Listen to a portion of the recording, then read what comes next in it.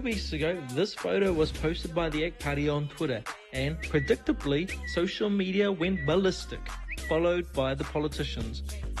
Deputy Prime Minister Winston Peters weighed in, comparing specially designated rooms to the race-based apartheid and the KKK. What respectable Māori and Pasifika person wants a special enclave for themselves? Students and universities weighed in too, standing staunchly by the Māori and Pasifika rooms. National Education Minister Erica Stanford saw things a bit differently than the Deputy Prime Minister. The key here is that those spaces have always been there. They were there when I was there.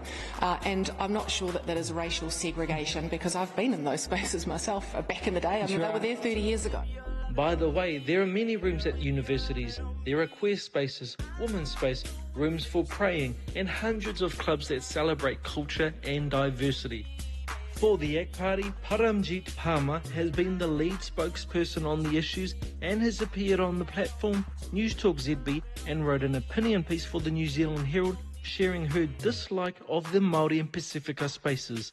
The education spokesperson for the ACT Party joins us right now with Cameron Bennett. Well, Parmjeet, thank you very much for joining us. Interesting this, you're the first politician in our parliament born in India, is that correct? So thank you for the opportunity. So I'm the first Indian-born woman to become a member of parliament here in New Zealand. And you're a PhD? Yes. In biological sciences? That's correct. Why didn't you stay with that? So I did stay in the field for a little while, but now I'm getting the opportunity to utilize that knowledge I gained and the skills that I gained while doing my PhD in this role, which is quite important as well. Yeah, do you see it a bit more important than the last one? Or? So what I see is that in this role, I get the opportunity to advocate for scientists and for our scientific community. And that I think is really important to have that experience, that first-hand experience to advocate for the community. You were in the National Party and then you jumped ship, you went to ACT. Why was that? That's correct. So I believe that ACT Party's values really align with my values, and I'm really grateful to National for giving me the opportunity to be a member of Parliament. But now I'm ACT Member of Parliament, and of course National is something that is my past, but it's really great to see that ACT National, we are working together in this government. National a bit soft for you? Is that the problem? Or? National is great and ACT is great as well. Now, you've been in the headlines these last couple of weeks. Talk us through why you and your party are so opposed to what Auckland University sees as safe and affirming places for its students. So when I saw a picture of this sign that we are discussing, my reaction to that was that is segregation on the basis of race or ethnicity. And as the spokesperson for tertiary education and skills for the ACT Party, it's my job to critically examine things that happen in our tertiary education institutes and then to question or challenge things which are not acceptable. And this is one of those things. Segregation, really? I mean, the term segregation is very, very loaded, isn't it? You accept that? So you can use any term, segregation, separation. But in this case, it's a highly emotive and arguably reckless use of the term, because segregation was the preserve of the powerful on minorities. And in this case, we're talking about minorities who don't have the power, so they're not actually introducing segregation.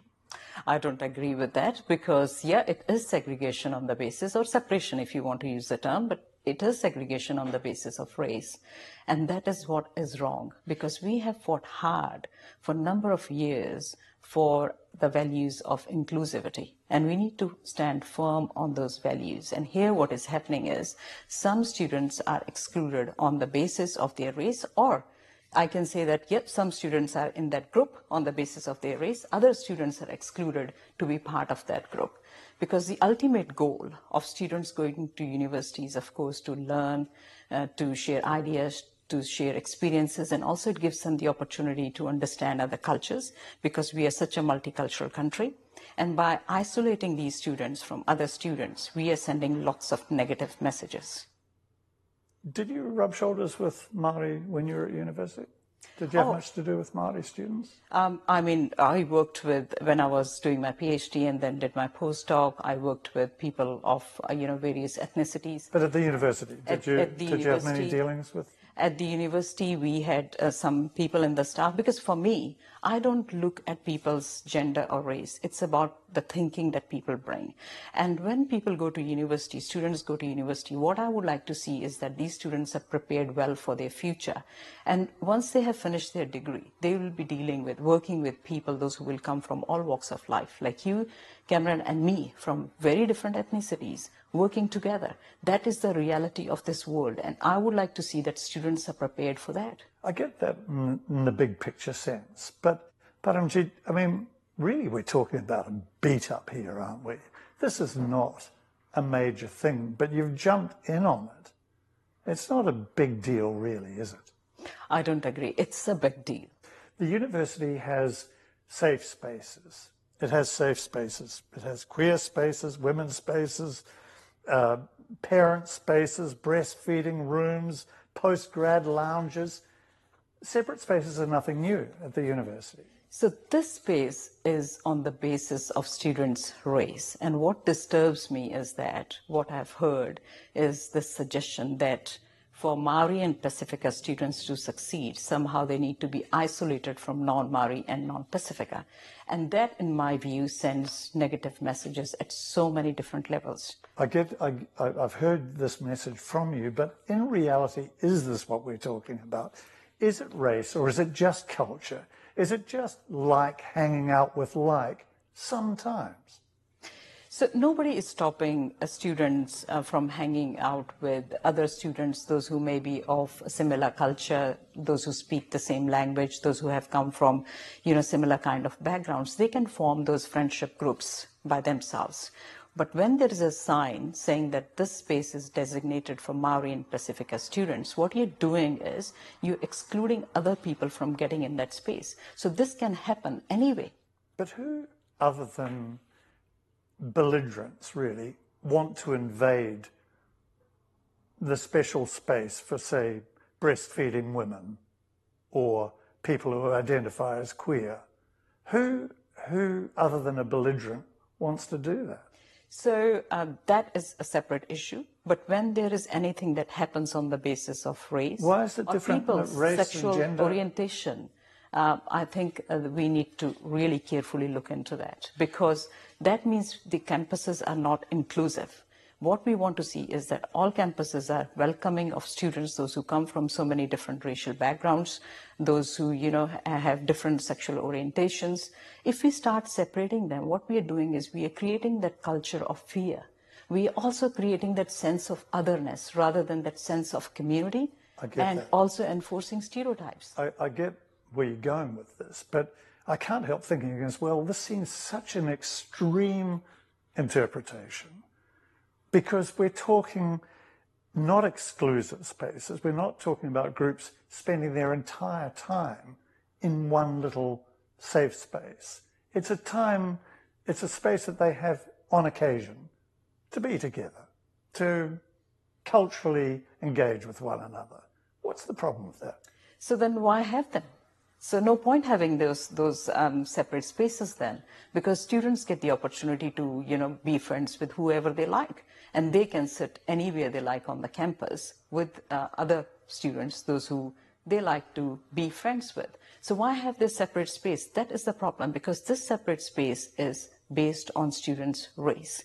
And what we are doing is actually, by creating these kind of spaces, we are hindering their progress. We are not giving them the opportunity to get that exposure to other cultures. And so sorry to interrupt, but does that also go for women who have got separate spaces? Should we not be having that because it's exclusive, it's not fostering an inclusive society? Should we not be having, at the university, for instance, separate space for women?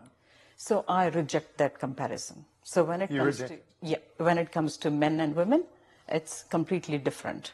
But this is on the basis of race. This is specifically for Māori and Pasifika students. Why is it different, out of interest? So men and women are genetically, different, inherently different, but races are not. And we have fought hard to be inclusive. But is we this don't about want to have race, a community. though? Is it race or culture? It's just cultural difference. It's not racial difference. It's a cultural difference where, and this is not exclusive to Māori or Pacific or anyone. I'm sure there'd be Indian students, for instance, at the university would just enjoy hanging out together for cultural reasons. Isn't that what we're talking about here? So when you say cultural, yeah, I understand that these terms, race and ethnicities, are used interchangeably, and that's totally understood. But here what is happening is that the space is designated for Māori and Pasifika students. If other students are able to get in, that is a completely different issue. That is the enforcement issue. And if it doesn't matter who gets in, then why have these spaces? Because these kind of spaces, these kind of signages are sending wrong messages. But you're not going after the university for having queer space. You're not going after the university for having a women's space because you say men and women are inherently different. You're not going after breastfeeding rooms or prayer rooms, but you're just going after this. It seems, to be honest, it comes across as opportunistic and cynical. I disagree with that because this is on the basis of race. You cannot compare race with other examples. It's any separation on the basis of race with any examples that you have given. After the break, the kōrero continues with Parmjeet Parmar.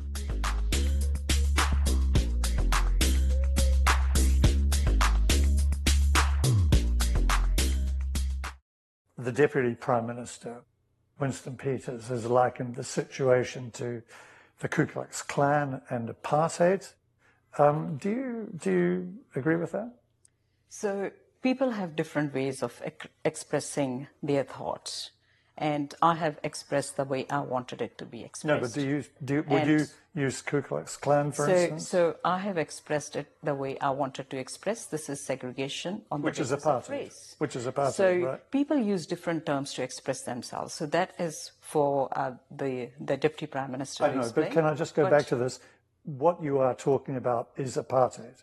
So what I'm saying is here that people use different languages. I didn't use that language, and I'm not using that language. What I'm stressing on is that this is separation or segregation on the basis of race. When you use the term segregation, you use it in the full knowledge of how loaded that term is. Well, here if you see, this is actually about races.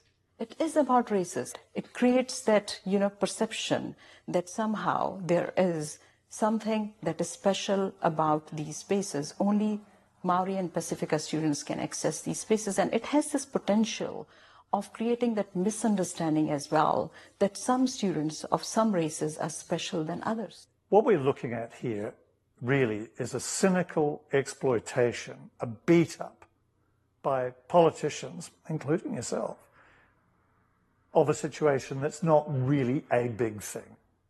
It is a big thing. For how many this people? Needs to be addressed because, as I said, it's a serious issue. This is about our future. These students are going to become engineers, doctors, lawyers, leaders, and we want to give them the opportunity to learn about the cultures, understand each other's similarities and differences. By isolating, we are actually hindering their progress. We are taking away that opportunity from these students and also from other students to understand more about Māori and Pasifika students. So they won't have anything to do with each other at other times on the campus. So that is what I said. That opportunity is there. Why should we need these spaces? And if somebody says we really need these kind of spaces, then we have a bigger issue at hand. Who are the victims in this? I would say that all students, because they are not getting the exposure to different cultures that they should be. And is there evidence of victimhood here? Have you got a case file of complaints and concerns? Look, when something happens on the basis of race, that is unacceptable. We need to enter the 21st century. And we have fought hard to, be humans and against racism. And in this case, we are actually going backwards and we are sending a very negative message. And this again reflects on the values of universities. I take it this is a belief on your part. It's not an evidence-based argument. So the thing is, if you don't get exposure to some cultures, some, ethnicities, obviously you're going to form some views about them. This is going to create mistrust and create also friction. But when people work together, they understand each other, where they are coming from, it will create that environment of harmony. And that is what I would like to see. That isn't the mistrust really being created by people like you jumping on it and making a big thing of something that's not such a big thing. And you really believe this is the case. This is what's happening at the University of Auckland by having a designated safe space for Māori and Pasifika. You believe that's what we're seeing? So this space is there, and I have seen a picture of that, the note saying that the space is designated for Māori and Pasifika students.